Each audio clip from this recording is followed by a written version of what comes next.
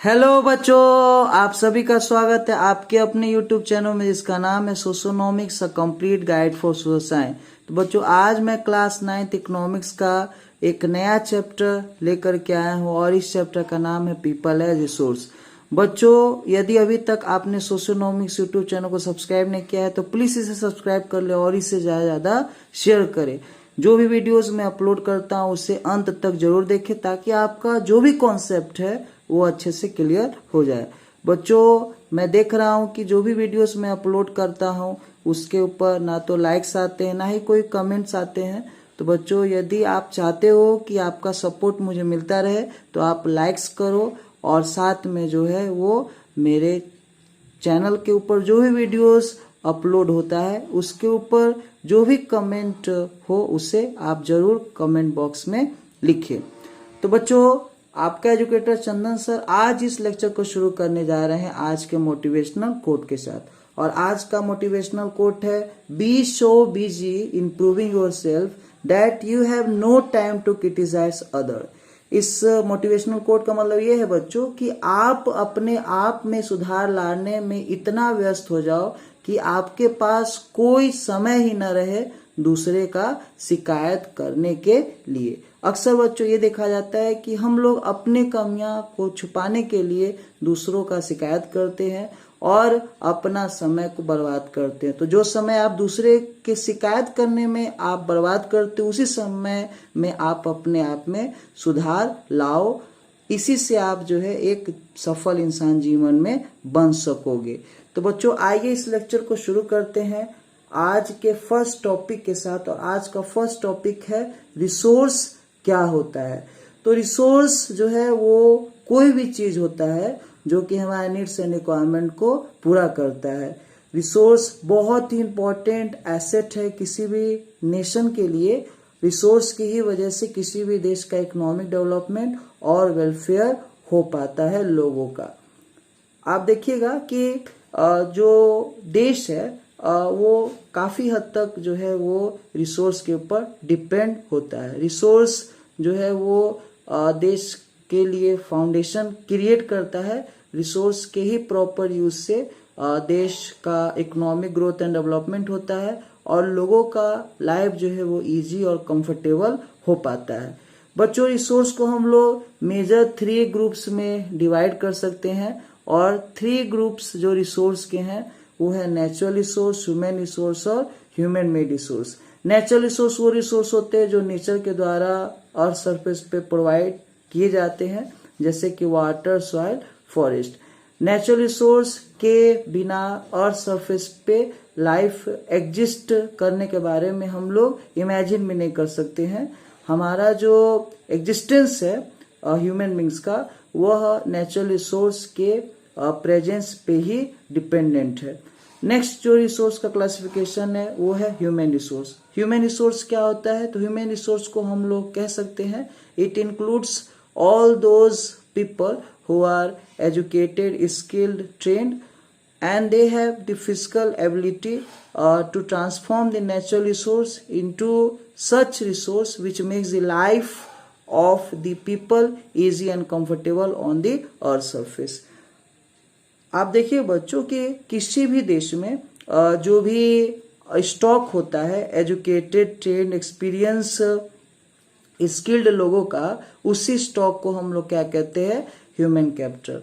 अभी रिसेंटली आप देखिएगा कि एक टर्म बहुत ही ज्यादा यूज हो रहा है पूरे वर्ल्ड में और ये टर्म को कहा जाता है SCF। क्या बोलते हैं? SCF। अभी SCF का फुल फॉर्म होता है highest common factor. Highest common factor. अभी ये हाईएस्ट कॉमन फैक्टर जो है ये मैथ्स में SCF का फुल फॉर्म होगा, लेकिन इकोनॉमिक्स में यदि SCF का बात करें तो SCF का मतलब होता है ह्यूमन कैपिटल फॉर्मेशन। अभी आपके मन में एक सवाल उठेगा कि ये सर ह्यूमन कैपिटल फॉर्मेशन क्या होता है? तो बच्चों आप देखिएगा किसी भी देश में यदि स्किल्ड लोगों का संख्या बढ़ता है, अगर एजुकेटेड लोगों का संख्या बढ़ता है, हेल्दी लोगों का संख्या बढ़ता है तो उस देश में हम क्या कहेंगे कि ह्यूमन कैपिटल फॉर्मेशन हो रहा है।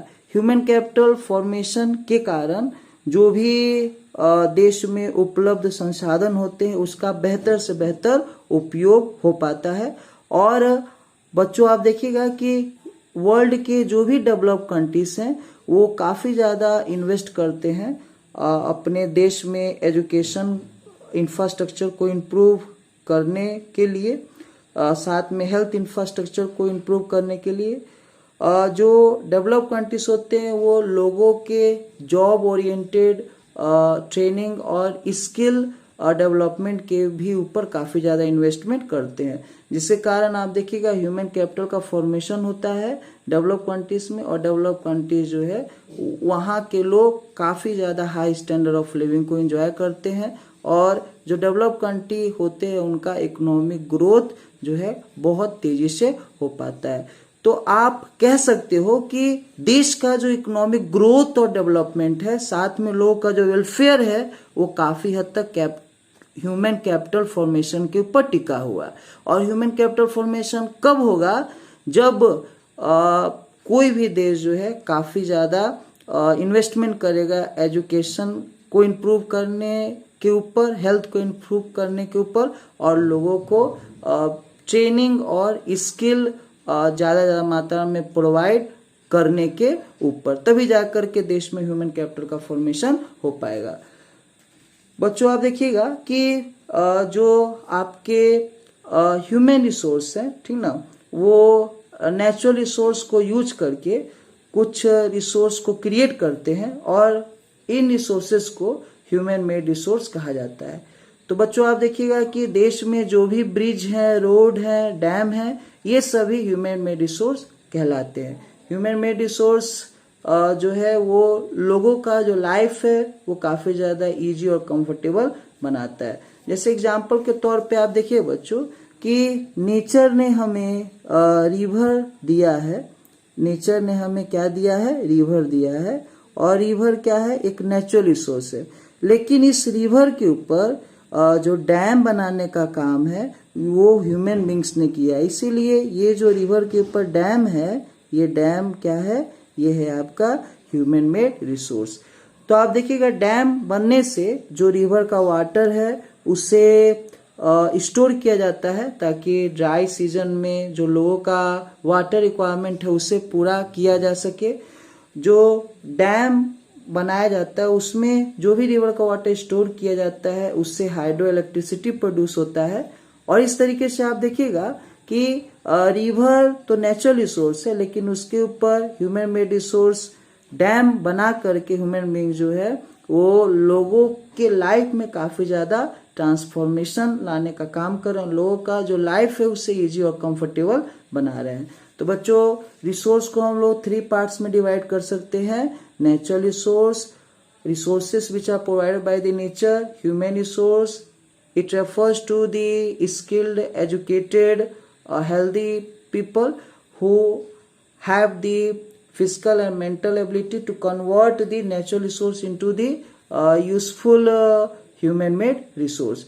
Human-made resource refers to those resources which are created by the human beings on the earth surface, which make the life of the people on the earth surface easy and comfortable.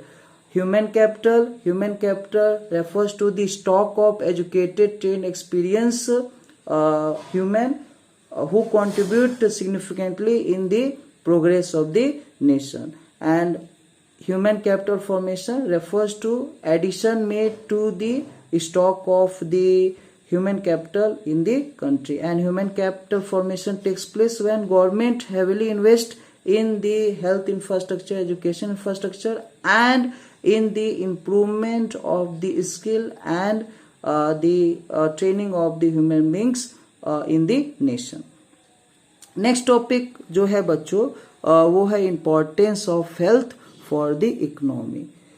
आपको बच्चों पता होगा कि healthy mind exist in a healthy body. Healthy mind और healthy body बहुत ही ज़्यादा important है किसी भी देश के वर्क फोर्स के लिए। वर्क फोर्स का मतलब होता है किसी भी देश का वह पॉपुलेशन जो कि प्रोडक्शन में कंट्रीब्यूशन करता है। तो देश का जो रिसोर्स है उसका प्रॉपर यूटिलाइजेशन देश का जो इकोनॉमिक ग्रोथ और डेवलपमेंट है वो काफ़ी हद तक देश के क्वालिटी ऑफ वर्क फोर्स के ऊपर डिपेंड करता है। और quality of work force depend करता है हेल्दी माइंड और हेल्दी बॉडी के ऊपर।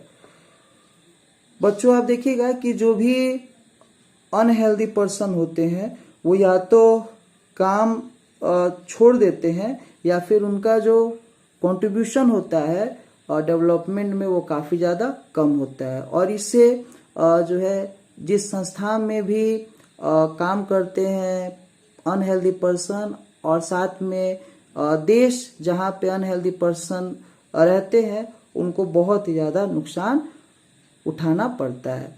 जो अनहेल्दी पर्सन है वो देश के लिए लायबिलिटी है, मतलब बोझ के समान है, लेकिन जो हेल्दी पर्सन है वो देश के लिए संपत्ति के समान है। तो कोई भी देश जो है वो चाहता है कि जो लोग हैं वो स्वस्थ रहें, जो लोग हैं वो बहुत ज़्यादा कंट्रीब्यूशन करे देश के इकोनॉमिक ग्रोथ एंड डेवलपमेंट में। नेक्स्ट जो टॉपिक है बच्चों वो है indicators of health status of population. तो किसी भी देश का हेल्थ कंडीशन को यदि जानना है तो हमें कुछ इंडिकेटर्स को ध्यान में रखना पड़ेगा। उसमें से जो 3 इंपॉर्टेंट इंडिकेटर हैं वो है infant mortality rate, life expectancy rate, death rate. अभी हम लोग जानते हैं कि इन्फेंट मोर्टेलिटी रेट क्या होता है। तो इन्फेंट मोर्टेलिटी रेट को हम लोग डिफाइन करते हैं कि 1 ईयर में 1000 चिल्ड्रन जो बॉर्न होते हैं उनमें से कितने ऐसे चिल्ड्रन हैं जिनका डेथ हो जाता है 1 ईयर से पहले, वही मेजर करता है infant mortality rate. Life expectancy rate measure करता है कि on an average number of years लोग जो हैं वो जीवित रह रहे हैं देश में, इसी को मेजर करता है लाइफ एक्सपेक्टेंसी रेट। नेक्स्ट है death rate. Death rate measure करता है कि पर 1000 पर्सन में कितने पर्सन है जिनका डेथ 1 ईयर में हो जाता है। तो बच्चों आपको ध्यान रखना है कि जो भी कंट्री अच्छा हेल्थ कंडीशन वाला है उसमें आप देखिएगा कि इन्फेंट मोर्टेलिटी रेट जो है वो काफ़ी कम रहता है। तो अगर किसी देश में इन्फेंट मोर्टेलिटी रेट कम है तो आप समझ लो कि उस देश का जो हेल्थ इंफ्रास्ट्रक्चर है काफ़ी मजबूत है और लोग जो है काफ़ी ज़्यादा हेल्दी उस देश में रह रहे हैं। लाइफ एक्सपेक्टेंसी रेट जो है हाई रहेगा यदि देश का हेल्थ इंफ्रास्ट्रक्चर मजबूत है। अगर देश का हेल्थ इंफ्रास्ट्रक्चर अगर मजबूत है तो उस केस में जो डेथ रेट है वो भी कम रहेगा। तो अगर किसी देश में इन्फेंट मोर्टेलिटी रेट कम है, लाइफ एक्सपेक्टेंसी रेट ज़्यादा है और डेथ रेट कम है तो उस केस में हम कह सकते हैं कि देश का जो हेल्थ इंफ्रास्ट्रक्चर है वो काफ़ी ज़्यादा मजबूत है और जो लोग हैं देश में वो काफ़ी ज़्यादा हेल्दी हैं। बच्चों अभी हमने देखा कि जो भी अनहेल्दी पीपल है वो कंट्री के लिए लायबिलिटी है और जो हेल्दी पीपल है वो कंट्री के लिए एसेट है। तो इसका अर्थ ये बच्चों कि जो कंट्री है उसे हेल्दी पॉपुलेशन को बनाए रखने के लिए बहुत सारे स्टेप्स उठाने पड़ते हैं। तो आइए अब हम लोग देखते हैं कि हमारे देश में गवर्नमेंट के द्वारा कौन कौन से स्टेप उठाए गए हैं जिसके कारण जो है हमारे देश का जो पॉपुलेशन है वो हेल्दी बना रहे। बच्चों हम लोग देखेंगे कि हाल के वर्षों में गवर्नमेंट का बहुत ज़्यादा जो है फोकस रहा है हेल्थ इंफ्रास्ट्रक्चर को सुधारने के ऊपर। हेल्थ इंफ्रास्ट्रक्चर को सुधारने के लिए गवर्नमेंट जो है काफ़ी प्लानिंग से जो है अलग अलग प्रोग्राम्स को लॉन्च किए हैं और ये जान करके आप बहुत ज़्यादा खुश होंगे कि हमारे देश में जो भी हेल्थ रिलेटेड प्रोग्राम्स शुरू हुए हैं उनका जो है पॉजिटिव रिजल्ट देखने को मिला है। देखते बच्चों कि आखिर गवर्नमेंट का प्रयास कैसा रहा है हमारे देश के हेल्थ सिस्टम को इम्प्रूव करने में। तो पहला पॉइंट हम लोग देखेंगे allocation of large fund to create strong and effective public health care to control disease like malaria, polio, dengue etcetera. तो हमारे देश में जो अलग अलग तरह के डिजीज हैं जैसे मलेरिया, पोलियो, डेंगू, ये सभी डिजीज को कंट्रोल करने के लिए बहुत ही ज़्यादा मात्रा में फंड जो है वो गवर्नमेंट के द्वारा अलोकेट किए हैं, मतलब दिए गए हैं, ताकि हमारे देश का जो हेल्थ सिस्टम है वो काफ़ी ज़्यादा मजबूत हो।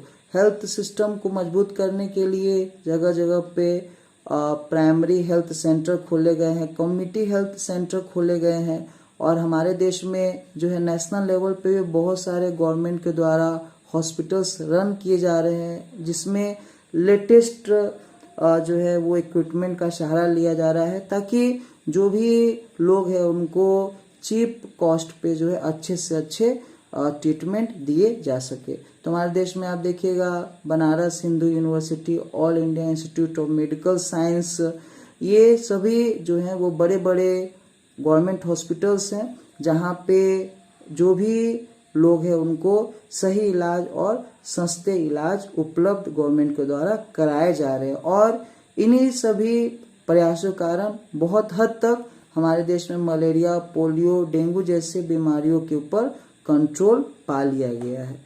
नेक्स्ट जो आपका स्टेप है वो है successful implementation of various health related programmes by government which resulted in improvement of health of human children, increase the life expectancy rate and eradicate disease like cholera, smallpox and polio।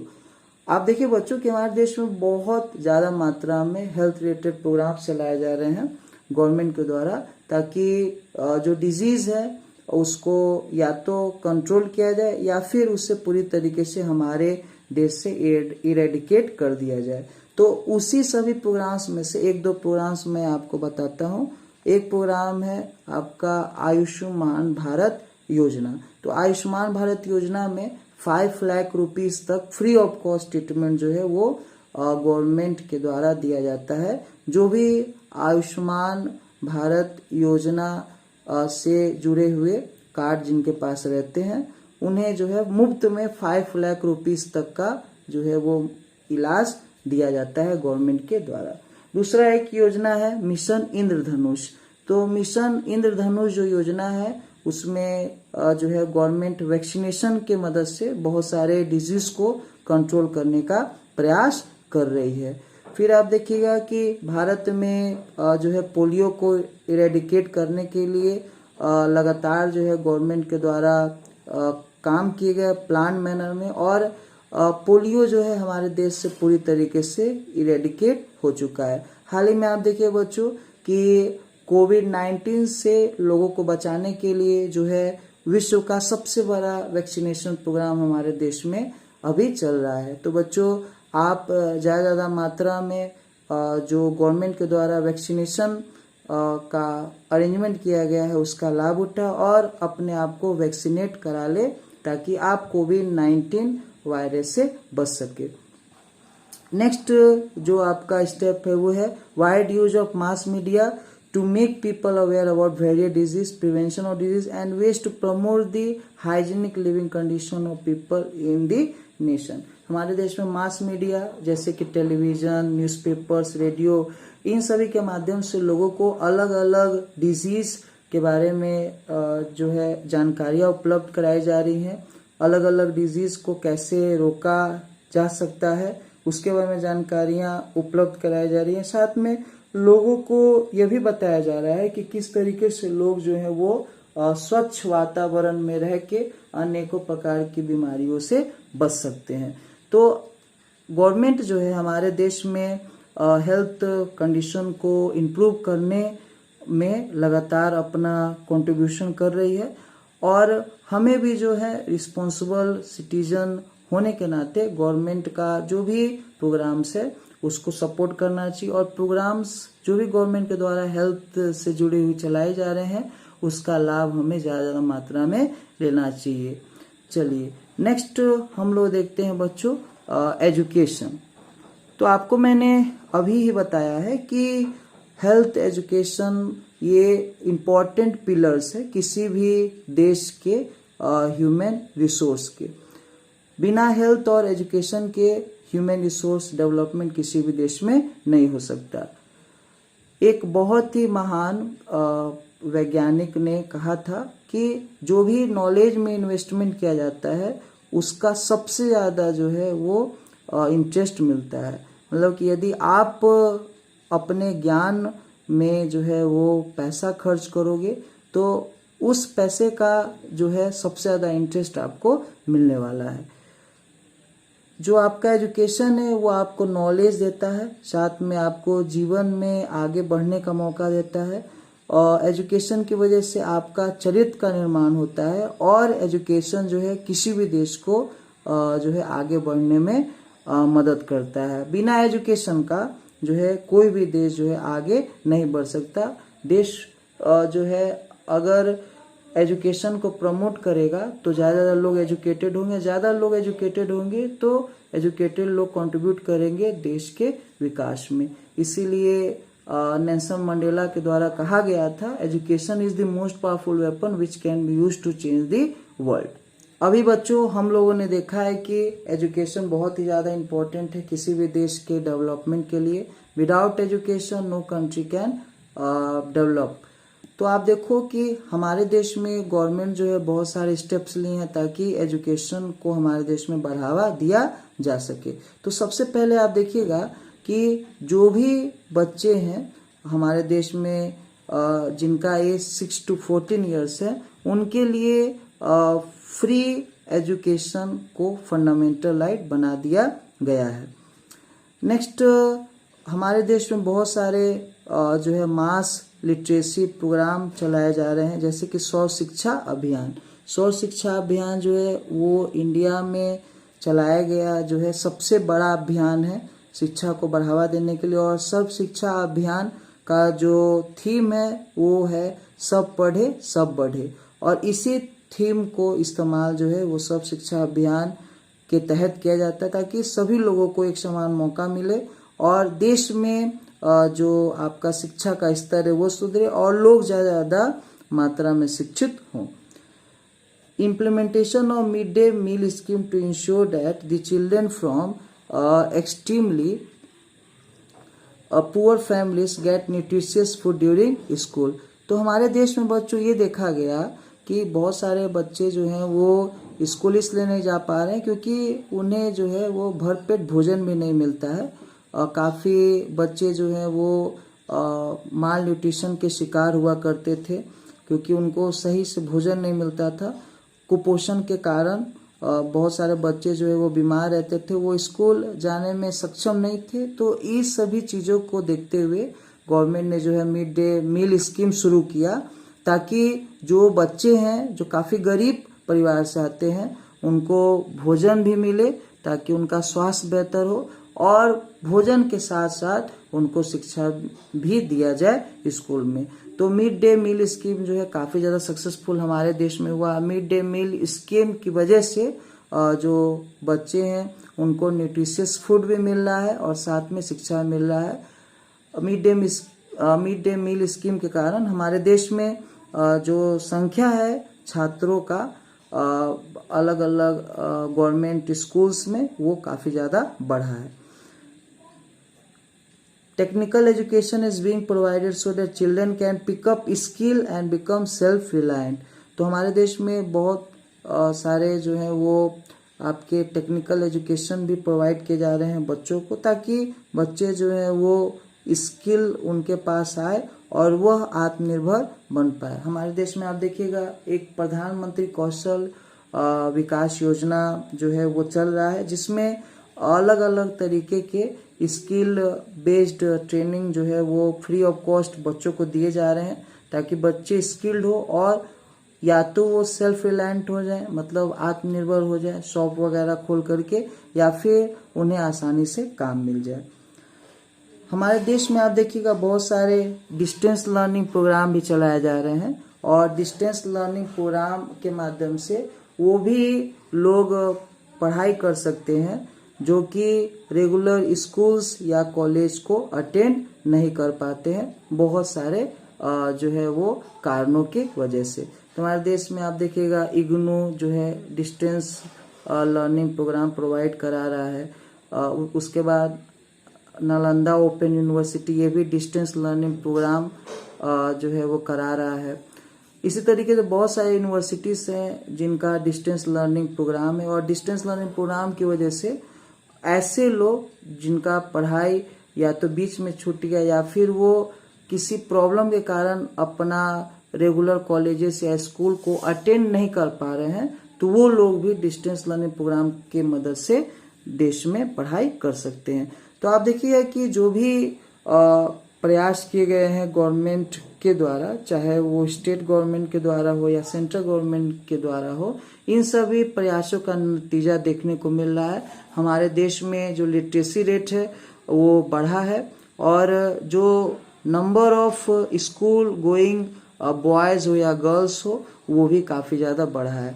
और हमारे देश में जो शिक्षा है उसके ऊपर government जो है काफ़ी ज़्यादा ध्यान दे रही है। चलिए नेक्स्ट, इस चैप्टर का जो टॉपिक है वो है सेक्टर्स ऑफ इकोनॉमी। तो हमारे देश में इकोनॉमी को 3 सेक्टर में बांटा गया है, और ये 3 सेक्टर हैं, प्राइमरी सेक्टर, सेकेंडरी सेक्टर और टर्शियरी सेक्टर। तो प्राइमरी सेक्टर वो सेक्टर होता है इकोनॉमी का जहाँ पे जो लोग हैं वो नेचुरल रिसोर्स को यूज करके अपने लाइवलीहुड को अर्न करते हैं। Agriculture, fishing, animal husbandry, poultry farming, ये सभी प्राइमरी सेक्टर में आते हैं। हमारे देश में सबसे ज़्यादा एम्प्लॉयमेंट अपॉर्चुनिटी प्राइमरी सेक्टर ही लोगों को प्रोवाइड करता है। दूसरा है सेकेंडरी सेक्टर। तो सेकेंडरी सेक्टर उस सेक्टर को कहते हैं जहाँ पे लोग जो है वो रॉ मटेरियल को फिनिश प्रोडक्ट में कन्वर्ट करते हैं with the help of various machines and process. जितने भी इंडस्ट्रीज है वो सभी सेकेंडरी सेक्टर में आते हैं। तो आप देखिएगा प्राइमरी सेक्टर जो है वो रॉ मटेरियल प्रोवाइड करता है सेकेंडरी सेक्टर को, और सेकेंडरी सेक्टर जो है रॉ मटेरियल को फिनिश प्रोडक्ट में ट्रांसफॉर्म करता है with the help of various process and machines. जो थर्ड सेक्टर इकोनॉमी का उसे कहते हैं हम लोग टर्शियरी सेक्टर। टर्शियरी सेक्टर को हम लोग सर्विस सेक्टर भी कहते हैं, क्योंकि टर्शियरी सेक्टर जो है वो सर्विस प्रोवाइड करता है लोगों को। ट्रांसपोर्टेशन, कम्युनिकेशन, बैंकिंग, ये सभी टर्शियरी सेक्टर में आते हैं। तो आप देखिएगा कि जो आपका सेकेंडरी सेक्टर में रॉ मटेरियल फिनिश प्रोडक्ट में कन्वर्ट हुआ है उसे टर्शियरी सेक्टर के मदद से मार्केट तक पहुंचाया जाता है। आप देखोगे कि मार्केट तक जो है वो फाइनल प्रोडक्ट को पहुंचाने के लिए जो बनता है सेकेंडरी सेक्टर में ज़रूरत होता है ट्रांसपोर्टेशन का, और ट्रांसपोर्टेशन कहाँ पे आता है? टर्शियरी सेक्टर में। तो आप कह सकते हो कि टर्शियरी सेक्टर ऐसा सेक्टर है जो कि प्राइमरी सेक्टर और सेकेंडरी सेक्टर दोनों को जो है हेल्प करता है आगे बढ़ने में। तो बच्चों आपको ये लेक्चर कैसा लगा जरूर कमेंट कीजिएगा, और बच्चों आप मेरे वीडियोस को अंत तक देखिए, और जो भी आप डिमांड करेंगे और वैसे ही जो है वीडियोस आपके लिए अपलोड सोशियोनॉमिक्स यूट्यूब चैनल के ऊपर किया जाएगा। Thank you very much to all of you.